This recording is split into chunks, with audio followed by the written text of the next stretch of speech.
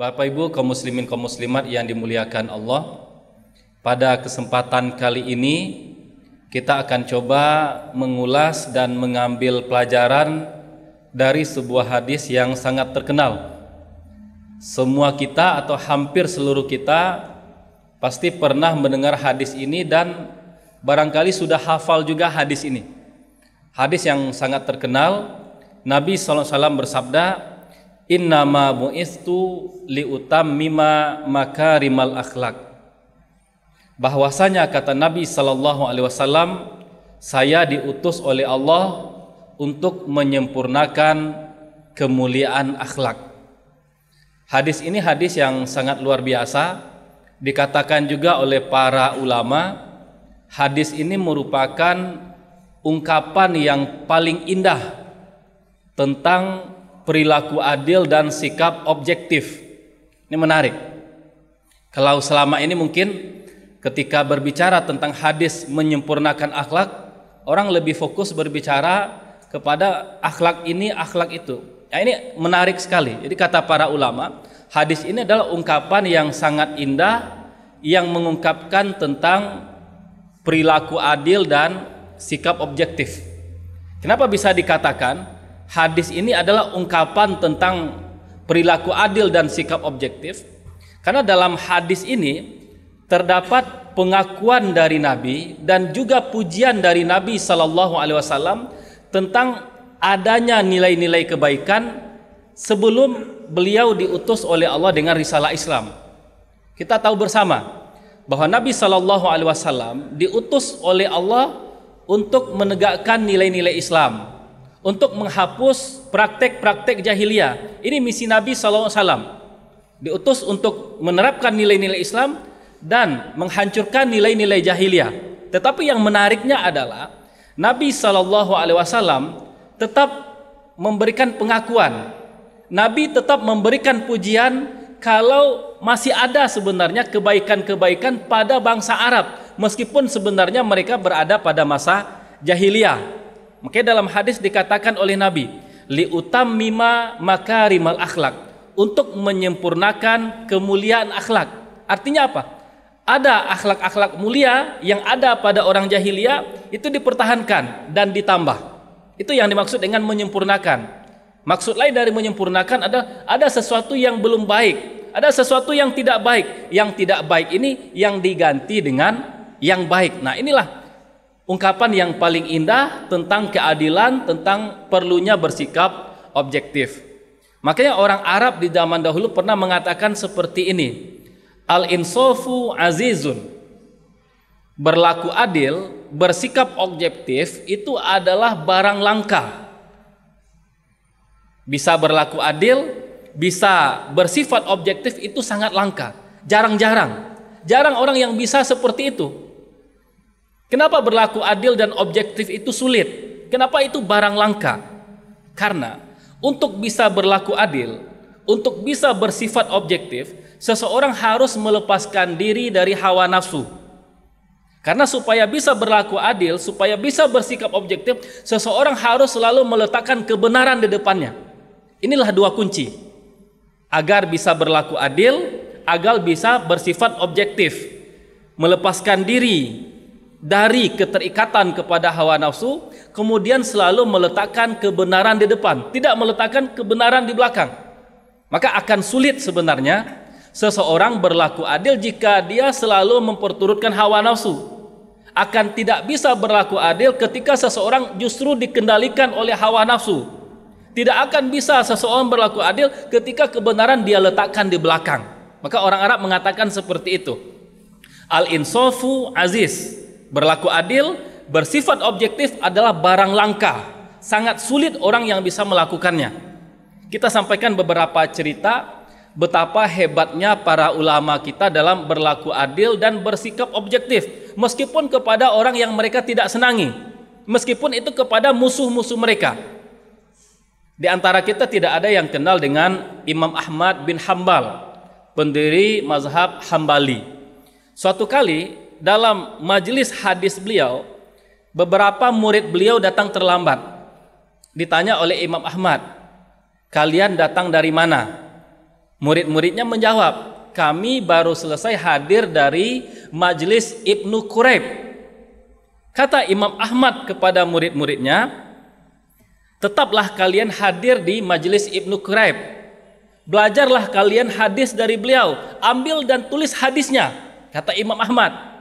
Kata murid-murid Imam Ahmad, wahai imam, wahai guru, beliau itu sering mengkritik engkau. Kata Imam Ahmad, mau bagaimana lagi saya? Ibnu Quraib itu adalah orang yang soleh, orang yang baik, orang yang berilmu, tetapi diuji dengan saya. Maksudnya Allah uji beliau dengan membenci saya, kata Imam Ahmad. Ini Imam Ahmad.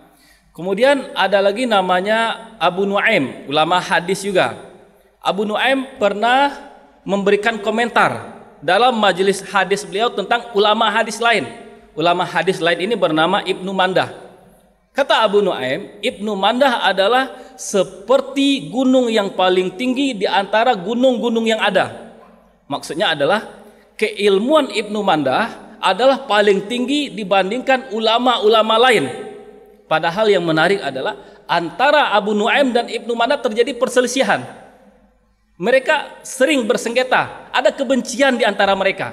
Tetapi Abu Nuaim tetap mengakui keluasan ilmu, ketinggian ilmu yang dimiliki oleh Ibnu Mandah.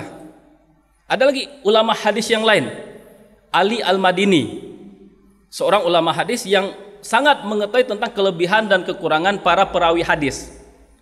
Beliau ketika ditanya pendapatnya tentang ulama-ulama hadis selalu menjawab. Suatu hari ada orang yang bertanya kepada Ali Al-Madini tentang ayah beliau.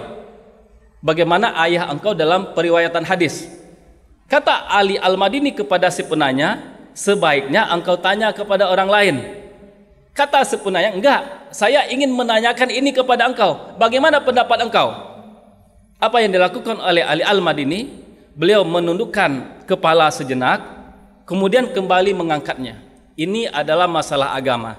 Ayah saya, kata beliau, dalam urusan meriwayatkan hadis seseorang yang lemah, dhaif, beliau lemah dalam meriwayatkan hadis. Nah, kemudian satu lagi tentang Imam Ahmad bin Hambal, diriwayatkan oleh Abu Daud. Seseorang bertanya kepada Imam Ahmad, wahai Imam Ahmad, apakah engkau mengambil hadis dari Mansur At-Tusi?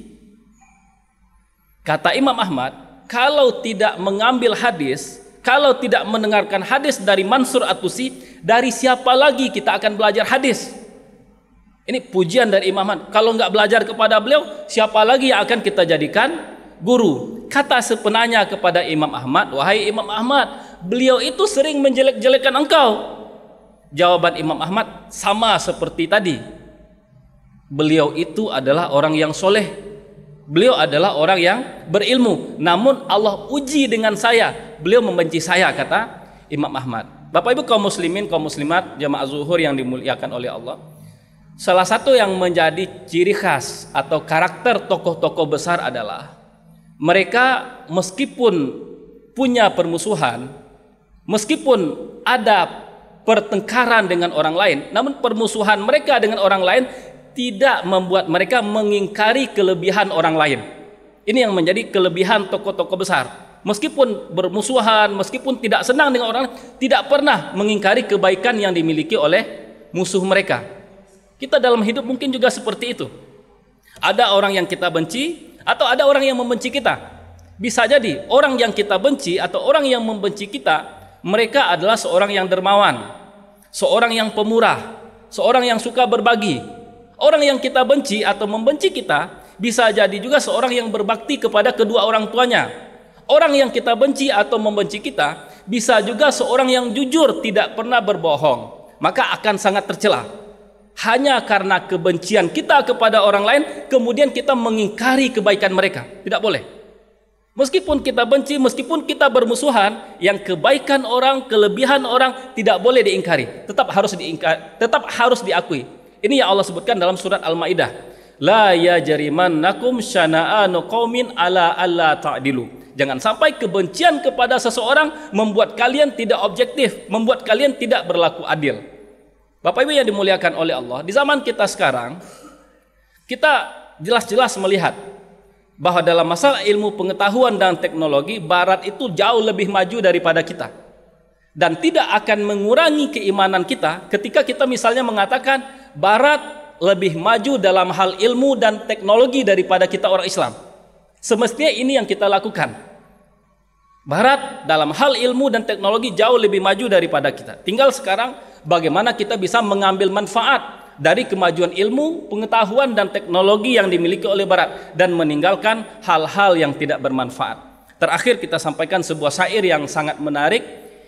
Idza qadahas sawabu fala tada'hu fa innaka kullama dzuktas sawaba wajadta lahu alal lahwati barda kabardil ma'i hina sofa wa toba. Kata penyair ini, ketika engkau sudah menemukan kebenaran, jangan pernah diabaikan dan ditinggalkan. Karena setiap kali engkau menemukan kebenaran, setiap kali engkau mendapatkan kebenaran, engkau akan merasakan kebenaran itu menyejukkan, seperti air yang jernih lagi menyegarkan. Seperti itulah kebenaran. Barangkali ini yang bisa kita sampaikan. Semoga bermanfaat bagi kita bersama. Wassalamualaikum warahmatullahi wabarakatuh.